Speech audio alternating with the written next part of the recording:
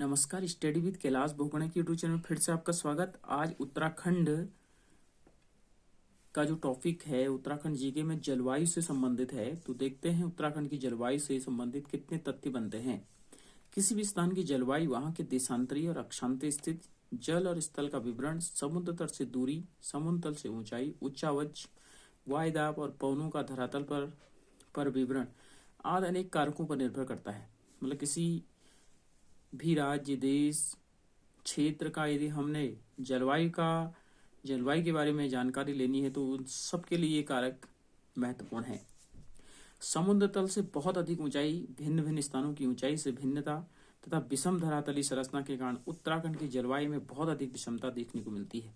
यहाँ हम उत्तराखंड की जलवायु का अध्ययन 3 ऋतु ग्रीष्म, वर्षा और शीत के अनुक्रम में करेंगे। ग्रीष्म ऋतु भूमध्य रेखा से सूर्य जब कर्क रेखा की ओर बढ़ता है तो ग्रीष्म ऋतु की शुरुआत होती है। राज्य में ग्रीष्म ऋतु का प्रभाव मार्च के मध्य से जून के मध्य तक रहता है। यहाँ स्थानीय भाषा में ग्रीष्म ऋतु को रूढ़ी कहा गया है। रूढ़ी ग्रीष्म को हम क्या कहा जाता है पहाड़ी भाषा में, तो रूढ़ी। ग्रीष्म ऋतु राज्य में सामान्यतः उष्ण कटिबंधीय दशाएं पाई जाती हैं। किस प्रकार की दशाएं पाई जाती हैं? उष्ण कटिबंधीय। फिर भी मैदानी क्षेत्रों की अपेक्षा तापमान कम रहता है।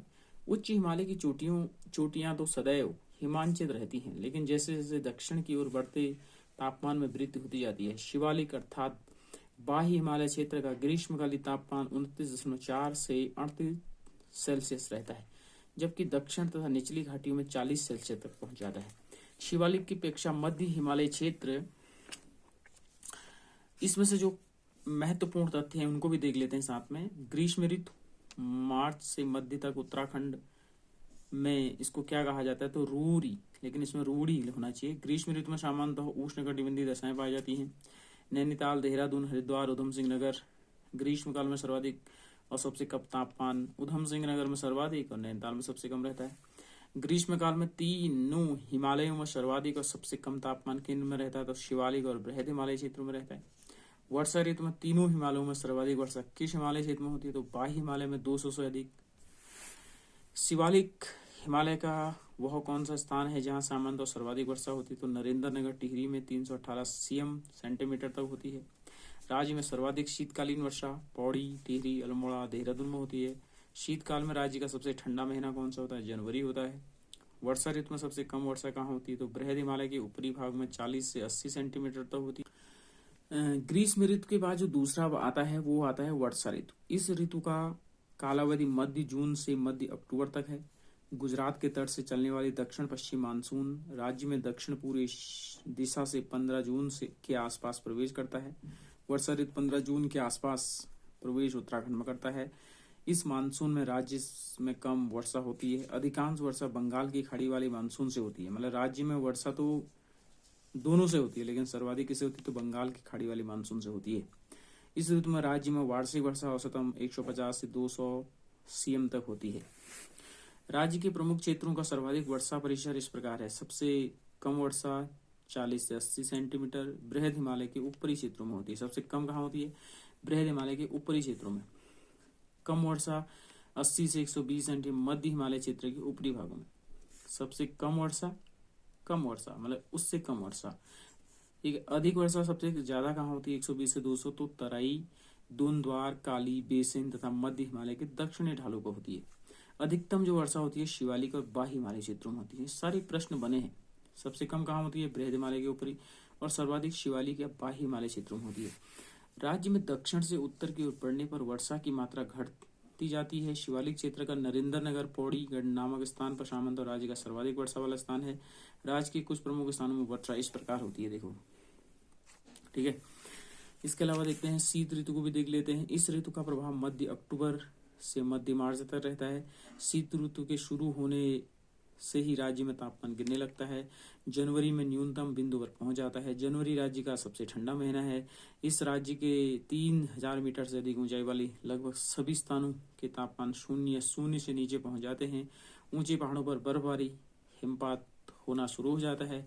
दिसंबर और जनवरी के महीने में राज्य में कभी कभी पाला भी पड़ता है तथा सूर्योदय के पहले और पूर्व में 2 से 3 घंटों तक कोहरा छाया रहता है। इस ऋतु में पश्चिम चक्रवातों से राज्य में जल के साथ साथ कभी कभी ओलों की भी वर्षा होती है। इस समय पौड़ी गढ़वाल, टिहरी गढ़वाल, अल्मोड़ा, नैनीताल जिलों में सर्वाधिक वर्षा, जिसकी मात्रा 12.5 सेंटीमीटर से अधिक होती है। ये 3 ऋतु हैं। उसके बाद प्राकृतिक आपदाएं देख लेते हैं। विशिष्ट भौगोलिक संरचनाओं के कारण प्राकृतिक आपदाओं की दृष्टि से प्रदेश के चमोली, रुद्रप्रयाग, अल्मोड़ा, बागेश्वर, पिथौरागढ़, चंपावत आदि जिले अति संवेदनशील जोन 5 तथा देहरादून, टिहरी, उत्तरकाशी, नैनीताल, उधमसिंह जोन 4 में आते हैं।